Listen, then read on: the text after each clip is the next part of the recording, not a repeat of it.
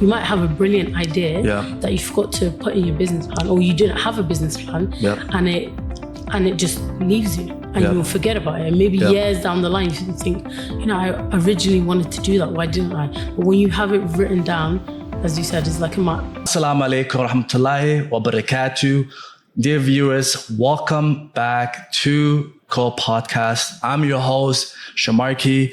Today we have a special guest originally from the UK, now living in Hana Kaise for 5 years. She has a background in international relations and consulting and has become a self-made investor. She is the co-founder and general partner of Below Capital. She's breaking barriers and leading the way for Muslim female fund managers in Africa.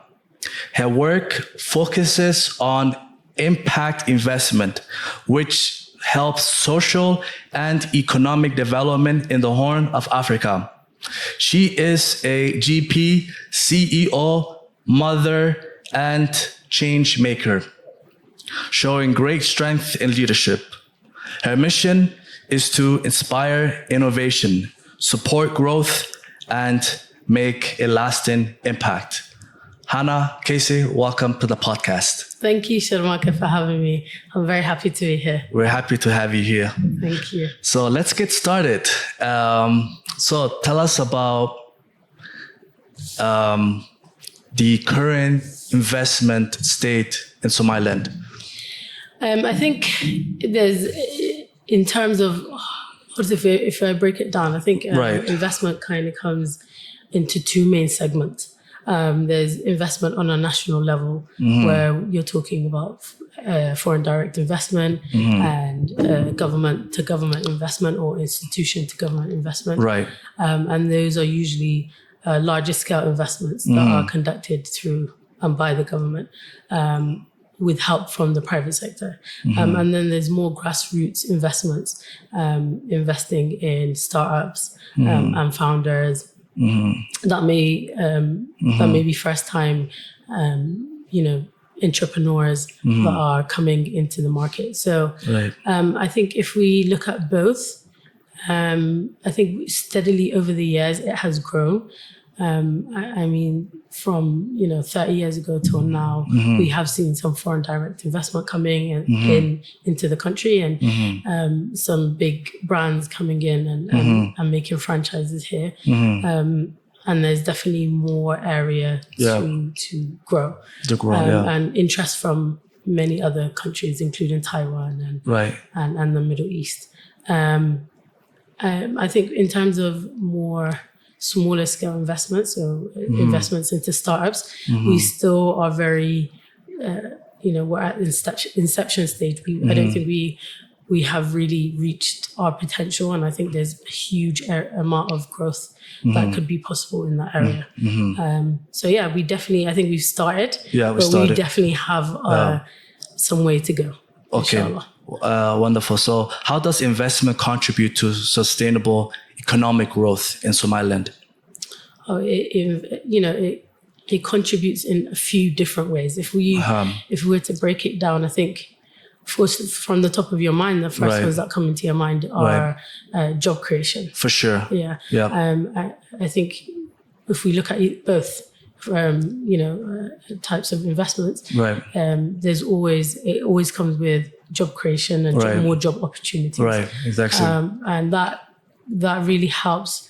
When people have more income, they're able to then contribute more into the economy. They become bigger consumers. So actually, off the back of job creation, there is more businesses that are created to cater to now the people that have more money to spend. So that is kind of like a snowball effect where more and more businesses are created and more people are able more taxpayers. There's more people able to consume more, so there's they'll be consuming in loads of different industries, from leisure to education to, like all across this sector. So like in what ways can investment help? What kind of investment are we talking? when it comes to like small investment, startup investment, industrial investment. So what kind of investment do people here in Somaliland need, or the country needs? All across the board. Right. I think Somaliland needs investment across the board. There is nowhere that I believe that has been fully invested in and that needs no more investment. Right. I think if we look at, healthcare and agriculture and some of the most essential sectors that are essential for any country, they're highly underdeveloped and they're highly underinvested in. Which kind of shows that that huge gap in the market where if there was more investment, there would be more. There'd be a variety of options for people, and that would be more affordable. That's one. I think startups as well. There's so many young, bright founders that are within Somaliland that could really benefit from having investments to be able to start and then grow and then scale their startups and bring innovation to Somaliland. So, what sectors do you see are the most promising investment in Somaliland? This is a good one. I think we focus personally as Bilo Capital, we focus on 6 sectors, but 6 sectors? Yes. So the sectors that we actually look at are technology, healthcare, logistics, renewable energy, education, and healthcare. So technology is first on your list. Yes. So technology is definitely something that we incorporate into everything. Definitely. From mobile payments to social media to everything. I think in Somaliland, there's a huge consumption of technology that we see that is happening.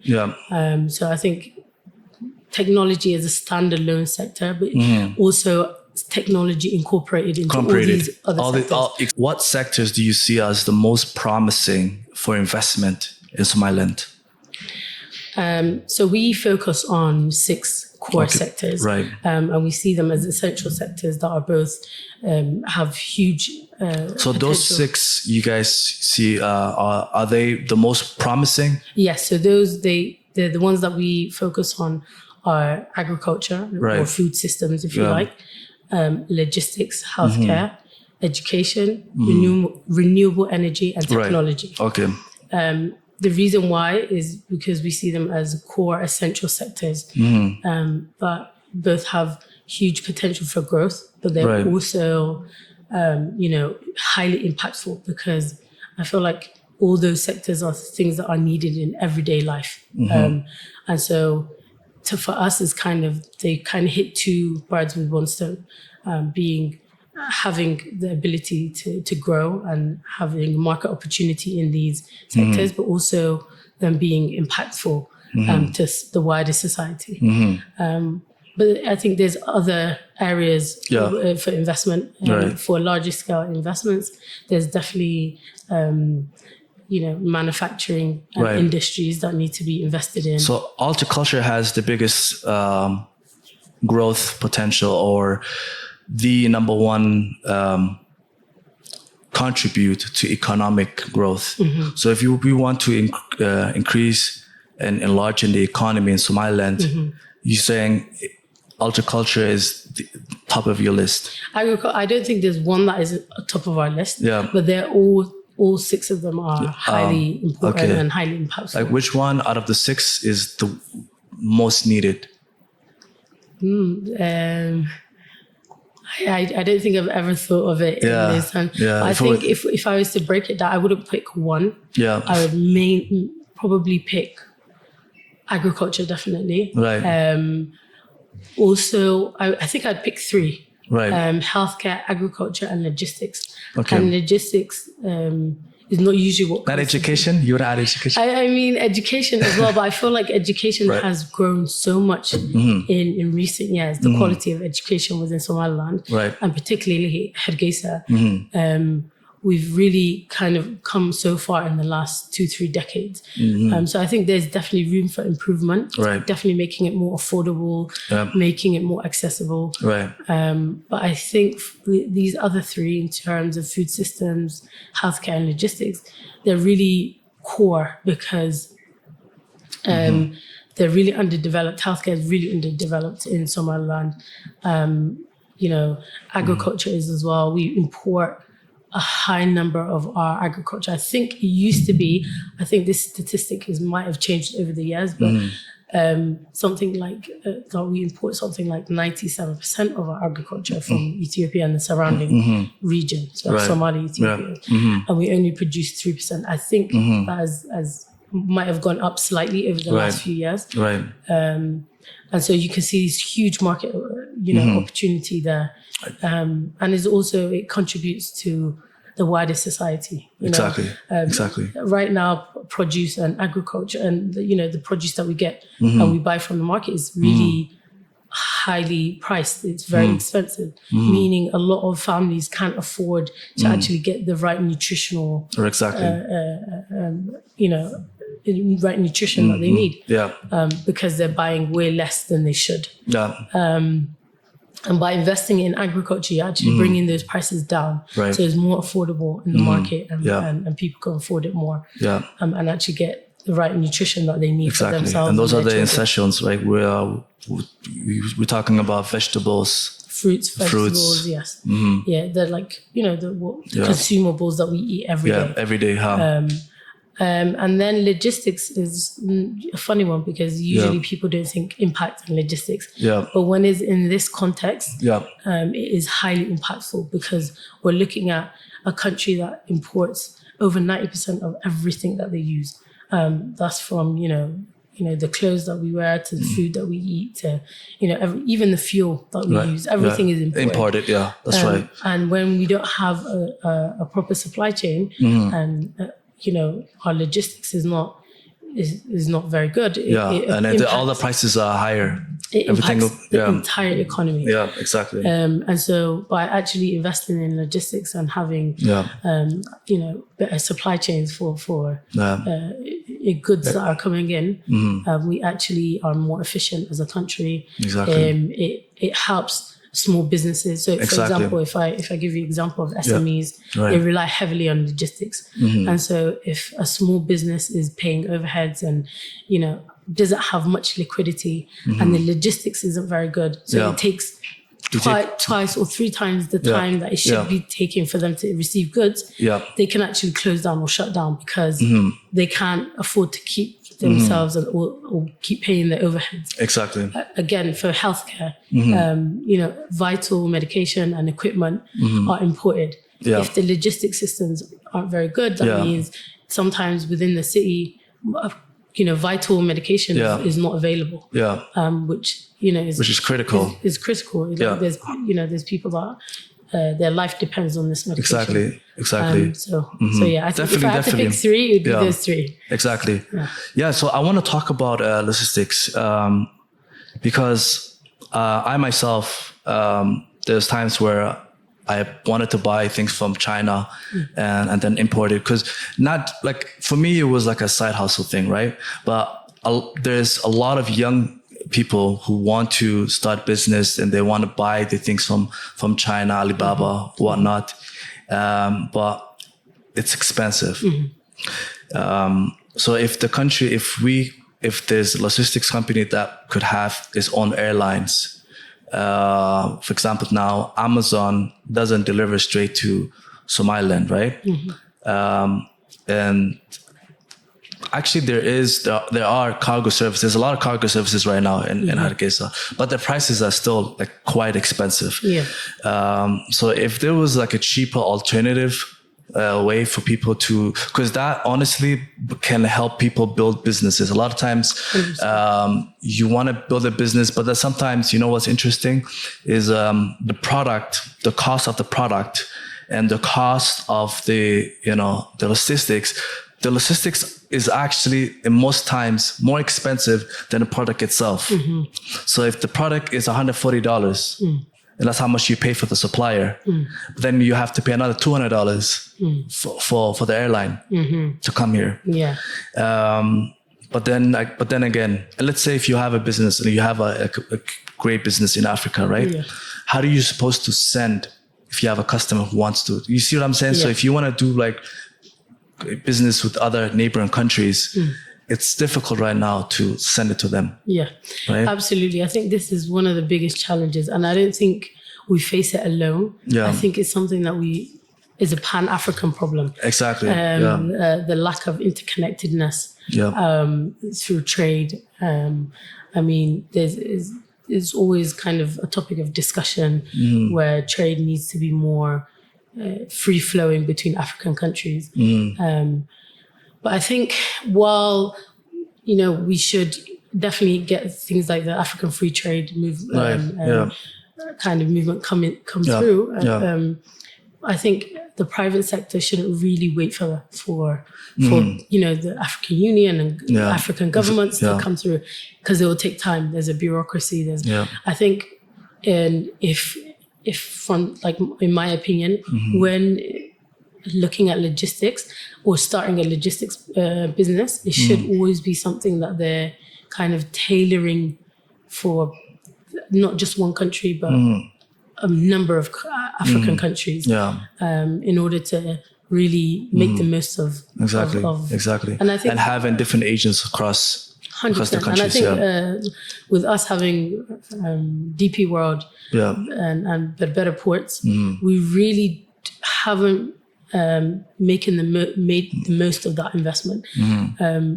There's so much more that we could be doing as a country to really be providing logistics for landlocked countries that are neighboring to us, and kind of having that in mind when starting a logistics business. So I think it would be impactful, but it's also essential, because without logistics, exactly, like you mentioned, 90% of the things are imported. Probably more than 90%. Probably like even 95. if you say 90%, it's still huge. Like, if you look around sometimes, there'll be hardly anything that is made in Somaliland. Everything has come abroad. It's come from abroad, and so and that's why, like, the country needs to start focusing on exporting.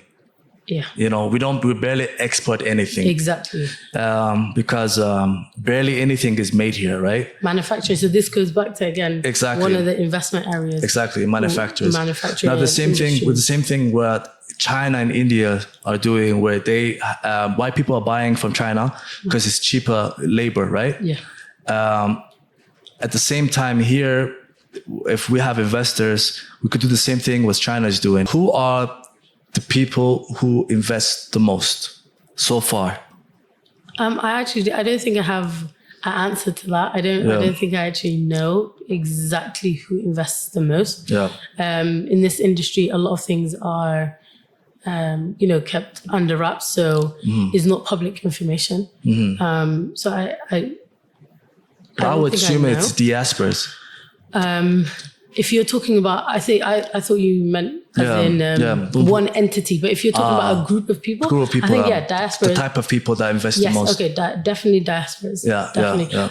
But there is a lot of locals that invest as well, that make investments. Local investment, yeah. So I think both, but I think it's mainly Somalilanders investing back into Somaliland, if that makes sense. Exactly. More than anyone else. What do you think do the diasporas mostly invest on?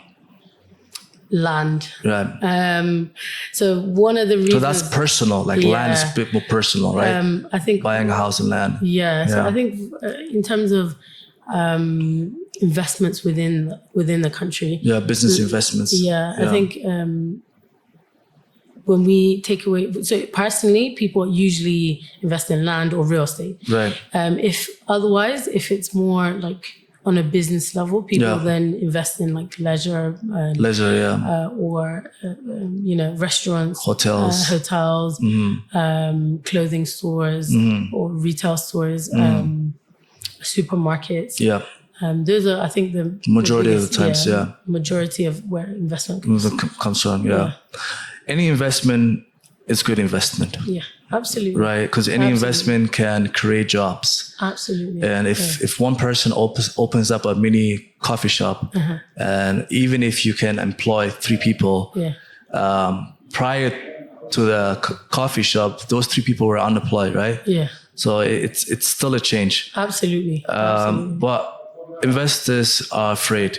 Why do you think they're afraid to invest in Somaliland? Or like, why do you think? Like, what challenges do you think investors are worrying about facing? I think so. For there's definitely 2 types of investors. There's diaspora or local, and then there's foreign investment. In terms of diasporas and even local investments, I think that there's a bit of hesitancy when it comes to around election times or when there's a change in the country. People become a little bit hesitant because they want to see how everything plays out. Yeah. Apart from that, I don't think there's much hesitancy that comes from Somalilanders investing in Somaliland. When it comes to foreign investors, I think a lack of information or awareness. So a lot of the time, a lot of people don't even know about Somaliland. I can't count the amount of times that I actually have to educate someone about where Somaliland is and, what we're like as a country and our economy and everything else. So there's obviously that kind of ignorance of not even knowing about Somaliland. And then number 2, I think the region in general, when foreigners hear, the Horn of Africa, they kind of associate it with instability, political unrest, kind of that, the conflict and that violence. And so they don't think of it as a viable option. So I think it's about actually promoting Somaliland as a really viable investment option and kind of showcasing it to show foreign investors that it's actually a great option for investment. Is located geographically, is located in one of the best locations on the continent. It's peaceful. It's somewhere where your investments are protected. And so kind of giving them that awareness and having more policies are in place and there's lots. Kind of highlighting the positives of investing in Somaliland. Exactly. And so I honestly agree with you. I see it. There has to be more awareness. Like you said, not a lot of people know about Somaliland. Where do people get this information from?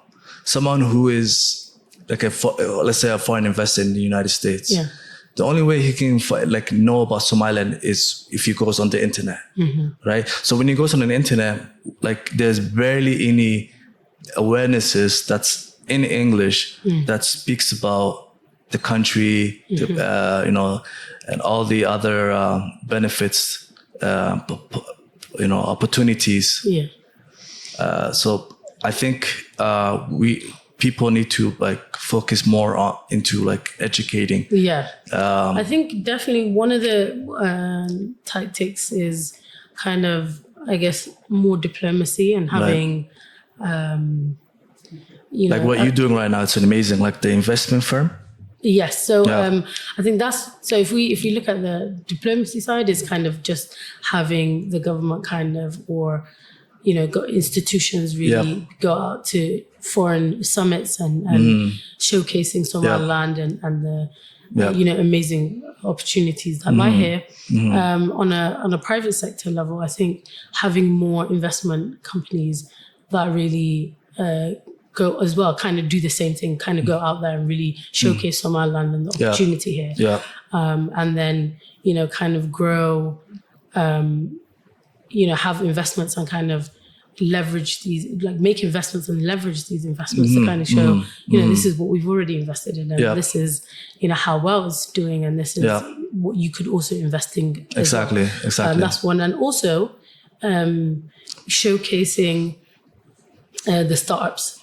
within Somaliland. So the founders and the startups that are coming out of Somaliland are actually a huge credit to the country. And so when there's certain Pan-African investors or foreign investors interested in this region, showing the startups that we have here is something that really gets people intrigued and more invested and more likely to invest in Somaliland. So, okay, awesome. What steps can startups take to become investment ready in Somaliland? Like we mentioned, there are startups. Yeah. A lot of startups are lacking investment. Right. A lot of young people, a lot of them have great ideas. A lot of them perhaps even are scared to take it to the next level because they have this mentality where, look, I don't have the investment right now. I'm crippled.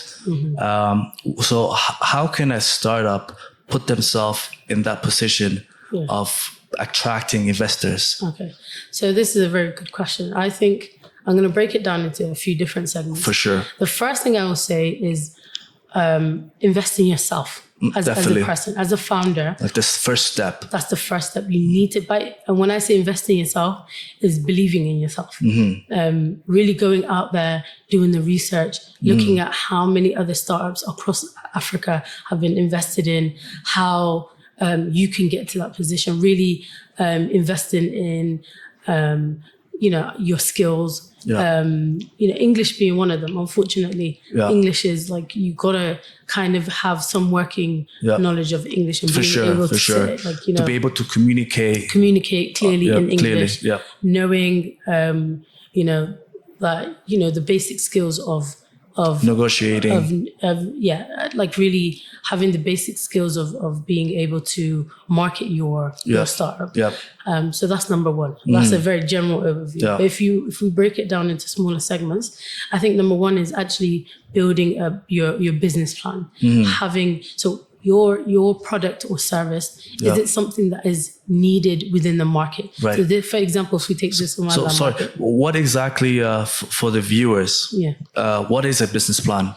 Okay, before we go any further. A business plan is something that encompasses your entire startup, everything about it, what it does, who it targets, what's the target market, how you would make money. So your pricing, where would you basically be making revenue from? So you need to have some basic research that you do, which is actually going into the market and seeing what's available, and then clearly stating what you would bring.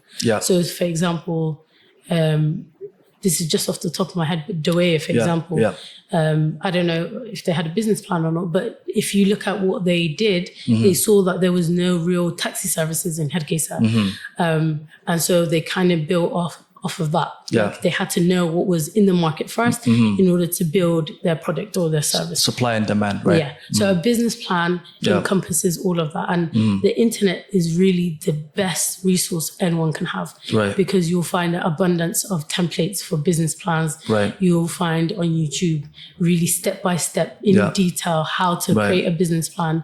There's people online that do it actually for relatively cheap. And don't take much money for they can make you a whole business plan. Right.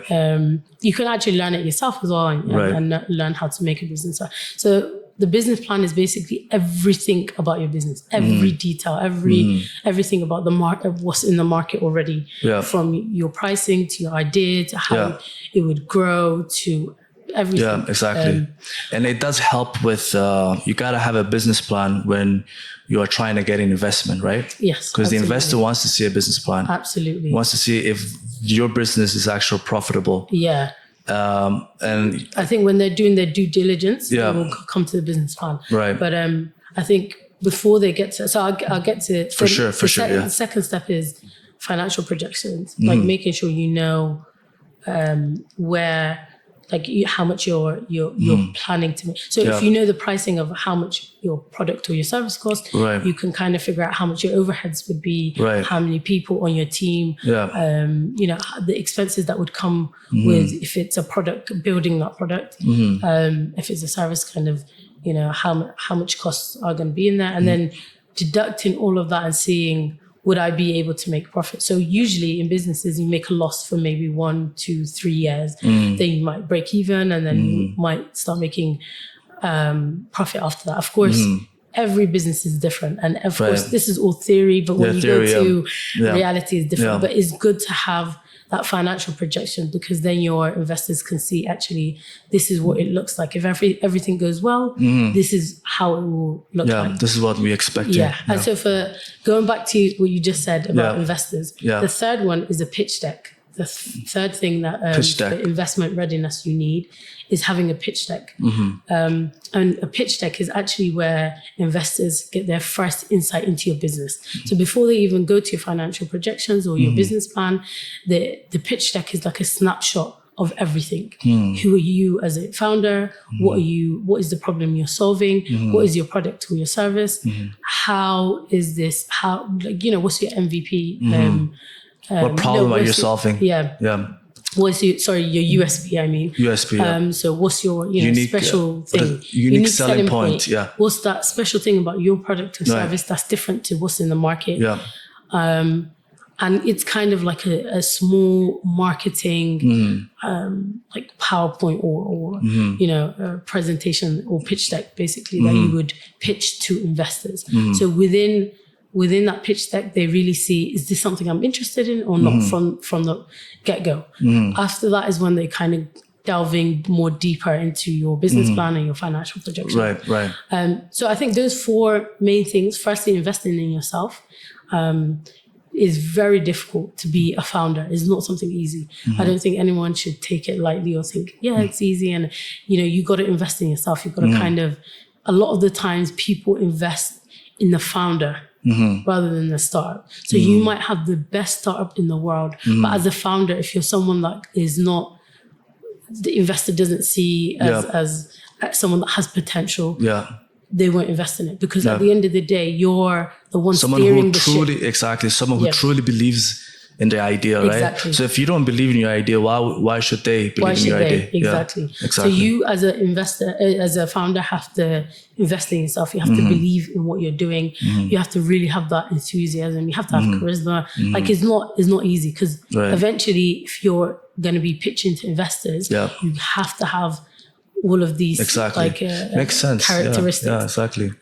So that's number 1, and then the business plan, which is your foundation of what you're building on. So that's like a document, right? Huge document, and it changes over time, of course. Once you start your business, you might pivot from some details, but it's basically just a document to really see how thoroughly you've done your research, how much you've thought about this idea, and really where you want it to go. So it encompasses everything. And then your financial projections to show, this will make money, and we're guessing that it will make money in year 3 or year 4, and then your pitch deck. So I think that's the core of being investment ready. So do you think most of the businesses or startups here in Hana Kaise or Somaliland in general have a business plan? Or do you think people just start businesses without... I don't think the majority of them do, no. I personally haven't been into contact with a lot of founders. We're quite new ourselves, so we were kind of, building ourselves. So we're kind of like, we're founders ourselves, kind of. Our company was like a startup as well. So we were kind of going through that same phase. But I think that certain startups may have business plans, but the majority of them don't. And so this is kind of where... And what are the dangers of not having a business plan? I think the dangers of not having a business plan is you won't know. So if an investor came, they won't know the in-depth details of your business or what you're trying to do. Exactly. And it might be in your head, but because it's not written down, it's difficult for investors to gauge what what this product or this service will be. So having it documented is just having it, being able to have a tangible thing or document. It's like having a map, and you be able to navigate and see where you're standing and where you're going, right? So for investors, it's for their information, but for you, as the founder, is, as you said, like a map, roadmap. It kind of reminds you, actually, this is what you might have a brilliant idea that you forgot to put in your business plan, or you didn't have a business plan, and it just leaves you, and you will forget about it. And maybe years down the line, you think,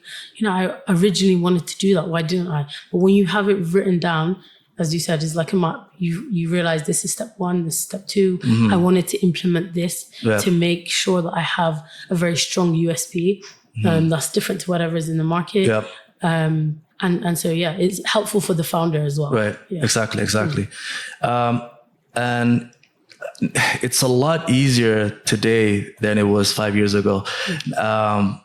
I've used ChatGPT, and I used ChatGPT, and there was a time when one of my friends wanted a business plan, and then I said, okay, I can. I did my own research first. I just didn't jump in. I did my own research first, and then ChatGPT is only as good as the information or prompt you give it to.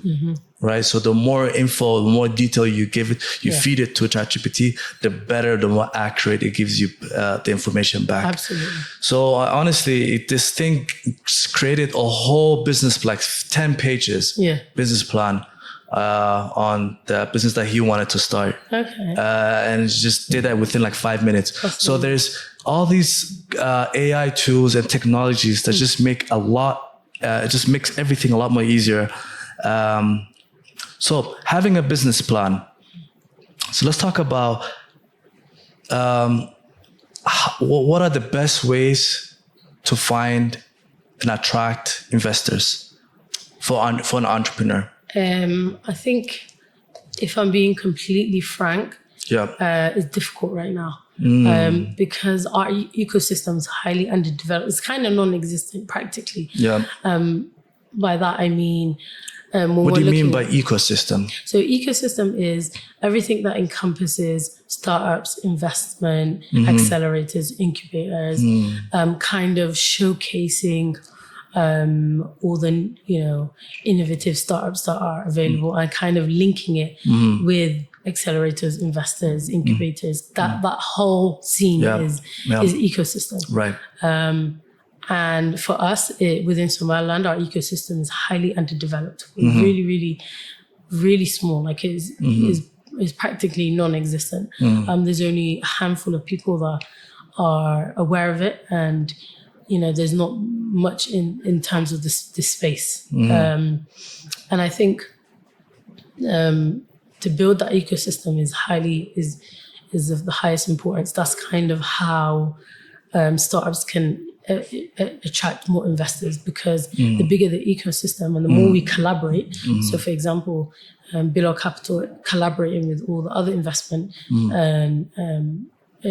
companies within, or accelerators or incubators within Somaliland is really the way forward, because it kind of helps build this ecosystem in terms of attracting more startups and then attracting investors to these startups, because now you have a community, right? Instead of individual startups, you have a whole community of startups, and then you're able to attract, whether they're diaspora or local or foreign investors that are interested in investing in these startups. You have now this community where you can kind of point them to and be like, in this company has that many startups, and this one has here, and we all collaborate to make events to showcase these different startups. Wonderful. So we need more of that, a lot more of that.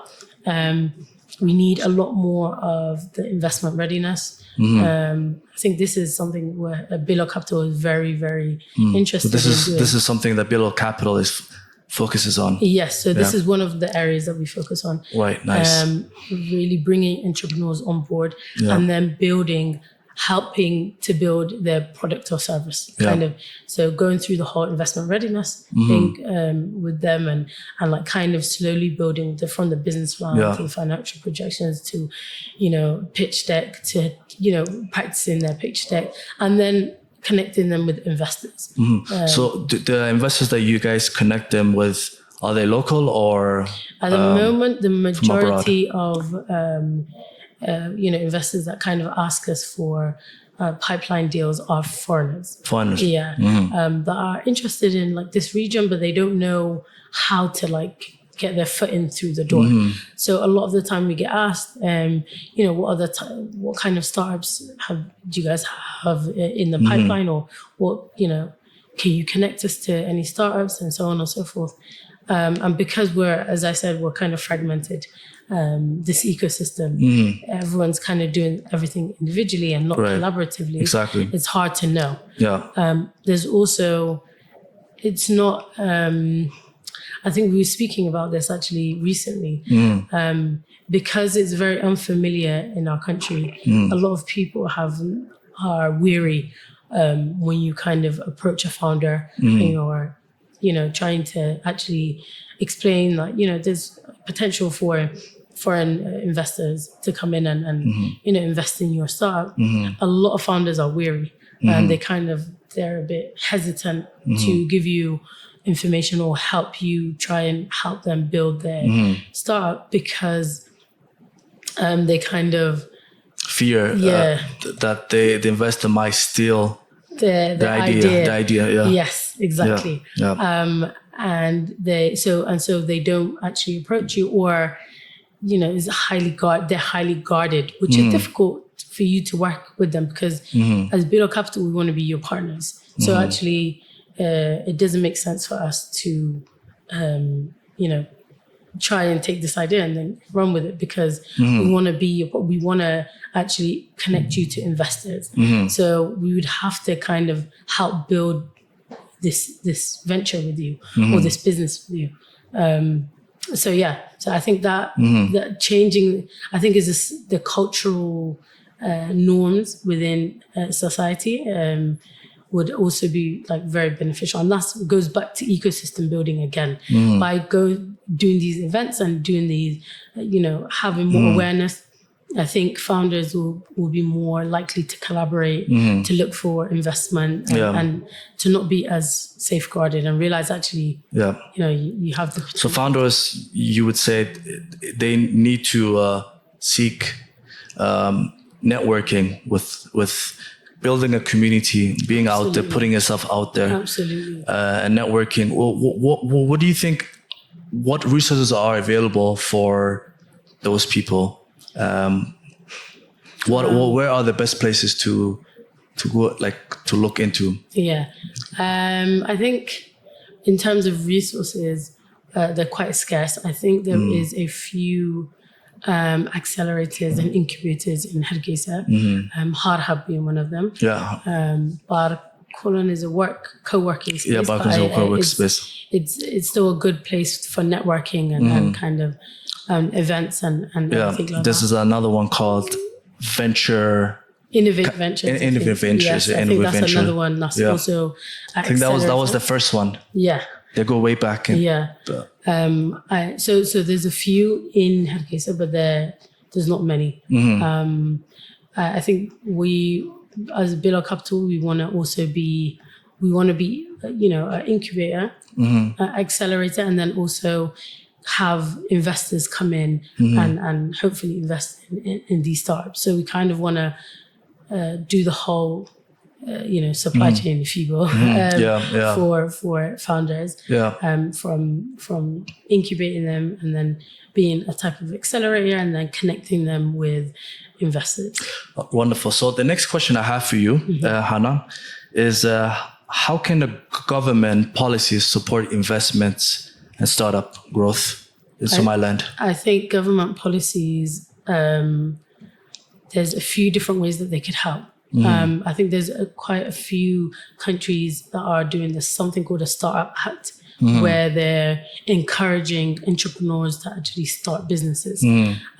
So for some policies that the government could definitely look into is, firstly, I think one of the things that we just spoke about, like that safeguarding of ideas, kind of making stricter laws for, intellectual property. So IP laws that safeguard founders and entrepreneurs. And this would kind of give more entrepreneurs peace of mind, because they would now know that, if you've registered your business and you registered your IP, so your idea, someone shouldn't be able to just come and copy it exactly the same. Yeah. I mean, of course, there will always be competition, and people will take your idea, and it's part of the nature. Yeah. But then actual intellectual property, which is like, for example, a certain product that's made specifically to specific, in a specific way, or an idea that was very unique that you really safeguard through the law or the legal system. This would encourage more entrepreneurs to kind of start. Definitely. And one policy. Sorry to interrupt. One policy I would encourage would be reducing the import tax. Yeah. Because when you reduce the import tax, now it's a lot easier to import goods, and then it's easier to start a business. Exactly. And it's interesting because when that person is able to start a business easily and actually make profit, that person is able to hire, his business grows. When the business grows, he will hire more people, more employment, and then they're all paying tax. Exactly. Right? So honestly. Yeah. So this is actually a very good point. I was just about to get to that point. I think reducing tax, so import tax, but also corporate tax for them as well. Corporate tax, yeah. So say, for example, if you're a startup, reducing it for the first 18 months or 2 years. Right. Really is like an incentive for founders to create and launch their startups. Yeah. I think so. That's two. I think also just encouraging and stimulating entrepreneurs, kind of having more, more influence in the startup scene by encouraging young, bright minds to kind of start making their own businesses, and using, propaganda and education at school. So there might be innovation week at schools and so on, kind of promoting founders, promoting startups. And interesting. Yeah. So honestly, this is like, thank you so much. Like, you shared so much insight and valuable information. Yeah. Let's go back to the ecosystem. Okay. How does Hana think the ecosystem can be improved in Somaliland? The investment ecosystem. I think, again, we're lacking. You said like it's almost non-existent. Yeah. I think, again, where do we start? Networking. Personally, I think, I know there's a saying out there that your network is your net worth. Yeah. I really believe in that. I think networking really brings people together, brings founders together, investors together. It brings, investment companies opens together. up doors. Like when people know about you and that you're out there. Together. Exactly. Yeah. Yeah. So you might not be even a founder or investor or part of an investment company or accelerator, but your talent, right? So that talent may be needed in this startup. And so by networking, now you know where you can find marketing from, where you can find IT or human resources or so on and so forth. So networking, I think, is if we start by networking. But where do we network? Like online or events? I think events? Creating in-person events, even if they're small clusters of people at first, growing that into like maybe a monthly thing or every 2 months. Like local events or like local events. Local events. I think that will start to gain traction, and then eventually these will grow. These events will grow in time. Hopefully, then we can it can be more of a pan-African events where investors from other African countries or from abroad and startups from in the region and so on could come to these events and grow. This ecosystem, right? And Hana Kaise eventually might become somewhere where it's known for startup ecosystem, a startup hub, and where a lot of startups come together, a lot of investors come together, and that would really like take off the whole ecosystem. It would really grow it substantially and make it really attractive. I definitely agree with you. I think we need to leverage technology and social media. Social media. I think LinkedIn is such an incredible resource that is free to use and exactly. anyone can use. Yeah. I think a lot of the, ecosystem builders, so in terms of the people that are either the companies or the organizations that are accelerators or incubators or investment companies, right. They need to leverage LinkedIn, social media, even things like Twitter and Instagram, to really showcase an event and kind of showcase that this is what's happening in Hana Kaise. This is also, even before it happens, really marketing it and saying, this is going to happen, this is going to happen. And putting it across. Right. So the more collaboration that is, the more exposure, there's more exposure. Because, for example, if there's people following Below Capital, for example, but none of the others, they will, and we repost it, they'll see it. If they're following Innovate Ventures or Harhab or any of the other, or Barkulan or any of the other organizations, but they're not following us, they will see it from one of these organizations. And so, again, it goes to collaborating, and then it goes to, marketing and leveraging, and then it goes to really leveraging social media. And then after the event, really making sure there's clips, there's videos, there's small interviews, small highlights, there's pictures, all being put online on social media to get more awareness. Because what you want to do is find more founders. There's probably incredible founders that no one knows about, that have not, launched their startups, or they're just afraid to come out with an incredible innovative idea. Exactly. And because they don't know that there's spaces that are exactly. And a lot of them, and I think there are people who want to invest. They want to come act this. I remember there are some people that used to ask me, like, Shishmark, I want to come back to Hana Kaise and start a business, but I don't know what business to start, or, well, that's different because that's not investing. But that's another topic. Could we talk about that? There's people that want to come back home, they want to start a business, but then they don't know what business to get into. So that's that kind of thing. It's not investing into someone else's business, but rather like you investing in your own business. So what business advice, what businesses are the best to get into for those people who want to come back to their homeland? I think there's an abundance of businesses. By the way, I think personally, there's businesses are needed. So I was just going to say, because most of them, they'll just start like a restaurant, hotel. But there are so many restaurants now.